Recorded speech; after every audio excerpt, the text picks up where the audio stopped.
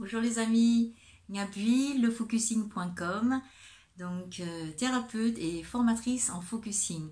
Aujourd'hui, je voulais parler avec vous, partager avec vous 3 façons de faire face à la douleur, au désespoir et de manière générale aux émotions, au trop plein d'émotions.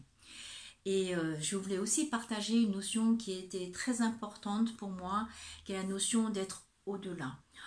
Au-delà de la souffrance, au-delà du désespoir et aussi peut-être au-delà de la douleur.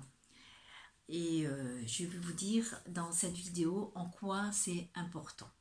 Donc par rapport aux 3 façons de faire face à la souffrance, à la douleur ou aux émotions, donc si on suppose que ceci est la souffrance, la douleur, le désespoir ou les émotions, donc la première façon de faire, c'est la fuite. Voilà. Donc je ne veux pas voir que c'est là, ça n'existe pas et je ne le vois pas, je ne veux pas le voir, je ne veux pas m'en occuper. Le souci avec cette façon de faire, c'est que de toute façon c'est là. Et que ça a besoin d'être entendu, écouté, et que tant que ce n'est pas entendu ni écouté, ça va faire son bins et ça va faire un coup d'éclat jusqu'à ce que vous, dans votre corps, vous portiez ce raz-de-marée, cette explosion de « entends-moi ». Entends-moi, et généralement ça peut s'exprimer par des choses qui somatisent ou je sais pas, des choses qui vous arrivent en chaîne, des trucs un peu négatifs, juste parce que ça a besoin d'être entendu et que là, non, moi je me casse au lieu d'entendre.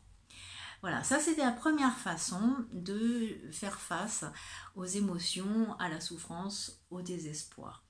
La deuxième façon, que moi je connais très bien, c'est de combattre. De combattre en disant « Ah non, ça c'est pas possible, moi ça ne peut pas se passer comme ça, moi je veux que les choses se passent comme ça et ça ne se passera pas comme ça, donc je combats. » Je combats, je n'accueille pas et au contraire, je vais contre ça. Et du coup, le truc c'est que d'aller contre et de dire et de mettre de la volonté en disant c'est comme ça que je veux, ça peut pas être ça. Et ne pas reconnaître simplement que à l'intérieur de moi, par exemple, je suis ça aussi, ça demande ça, c'est aussi une forme de déni et qui demande aussi énormément d'énergie qui monopolise notre énergie. Donc ça peut être aller contre une partie de nous-mêmes, ça s'appelle les parties reniées, mais ça peut être aussi contre une situation. Par exemple, moi de mon expérience, donc une des expériences les plus fortes et les plus comme ça de ma vie, ça a été une période de ma vie où j'ai vécu beaucoup de deuil et tous les 3 mois je vivais des deuils. Et la souffrance, c'était juste pas possible. Et je me disais non, c'est pas possible, ça ne peut pas arriver. Et l'intérieur de moi, mon mental ne voulait pas. Il y avait tellement de souffrance que ça ne pouvait pas reconnaître que la mort existait et que ça pouvait se passer. Et donc à l'intérieur de moi, c'était juste comme ça. Et à chaque fois, je me fracassais contre un mur. C'était vraiment cette sensation de se fracasser contre un mur. Et ce mur-là, c'est quoi? C'est le mur de la réalité de ce que je vis. Et au lieu de l'accueillir, de dire oui à ça, non, moi je disais non. Et donc ça, c'est ce qui se passe quand chaque fois que l'on vit quelque chose à l'intérieur d'une réalité et qu'on dit non, on combat, on va au front, on combat. Voilà. Ça demande beaucoup d'énergie, c'est épuisant et surtout, ça résout pas du tout le truc. C'est ça, c'est que ça ne résout pas le truc. Voilà, c'est comme mettre aussi, on combat aussi quand on met le couvercle sur nos émotions en disant non, je ne serai pas triste, non, je ne serai pas triste, non, je ne serai pas en colère. Alors que la colère est là, que la tristesse est là. Voilà, donc c'était la deuxième façon de faire face à la douleur, à la souffrance, aux émotions.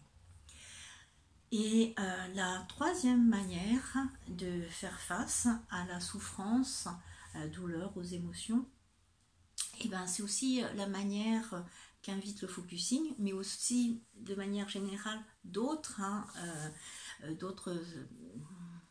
philosophies, on va dire orientales par exemple, et donc qui est que au lieu de faire ça par rapport à la souffrance et à la douleur, on fait ça.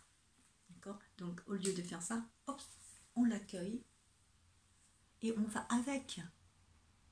On fait une place et on va avec. On accompagne et on va à sa rencontre, on va à son contact, mais non pas un contact confrontant, un contact qui accompagne. Et pour ça, il faut de l'espace, il faut le contact et il faut l'espace. Et qu'est-ce qui se passe alors à ce moment-là, quand au lieu de faire ça, ou au lieu de faire ça, on fait ça? À ce moment-là, quelque chose s'ouvre en moi. Là où c'était figé, je remets de la vie. Là où c'était souffrant, je remets de l'espace. Parce que je suis avec, j'accompagne. Et ce qui est là, qui est souffrant, qui est accompagné, qui est entendu, là, il s'ouvre. Et la souffrance, la sensation de souffrance change. Parce que quelque chose s'ouvre en moi pour pouvoir l'entendre et pouvoir entendre ce que ça a à me dire. Et juste aussi pour être avec. Voilà mes amis, j'espère que ça vous a...